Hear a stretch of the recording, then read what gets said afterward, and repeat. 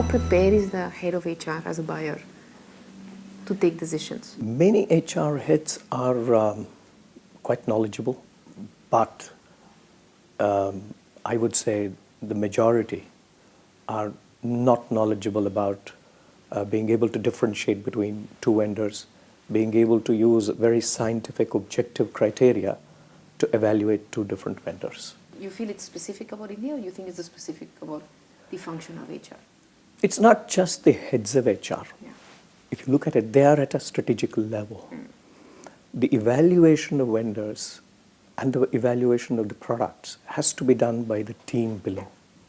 It's the knowledge base of that team that has to increase, improve. Now, if you look at the West, some research we have done shows that 60 to 70% of the companies in the West use vendors like us, talent assessment companies, in talent acquisition, talent development. In India, it's under 30%. Suppose in India, usage of talent assessment companies, products, services goes up from 30% to 60%. Yeah. Can you imagine the size of the market? Huge. Yeah. So how fast will that maturity? It's already accelerating. Yeah. I have seen in the last 5 years, tremendous growth. And as you mentioned, the number of companies, service providers coming into the market has also been very high in response to that. Next 5 to 10 years, I see a galloping growth in this industry. What is it HR professionals need to do to develop those capabilities of, choosing vendors? Yeah, it's not difficult to develop that approach or understand how to do it. There are some basic scientific principles.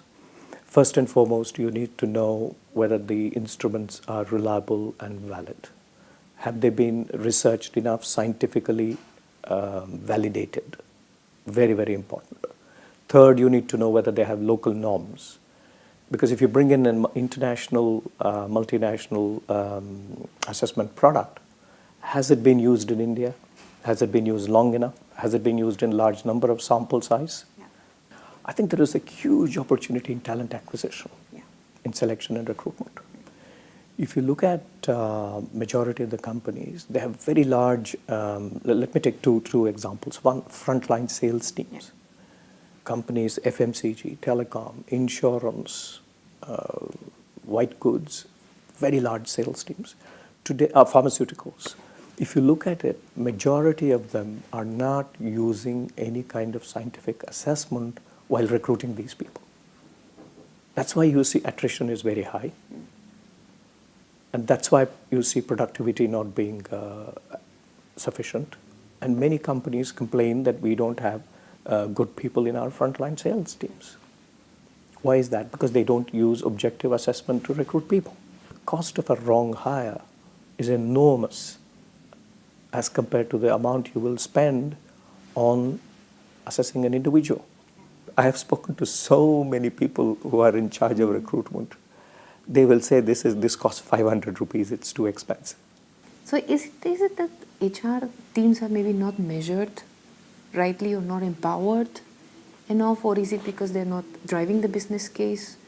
To some extent, vendors like us are also responsible, as much as perhaps the HR people, which is we need to establish very clearly what is the benefit in return on investment terms by using any of our products or services. Yeah.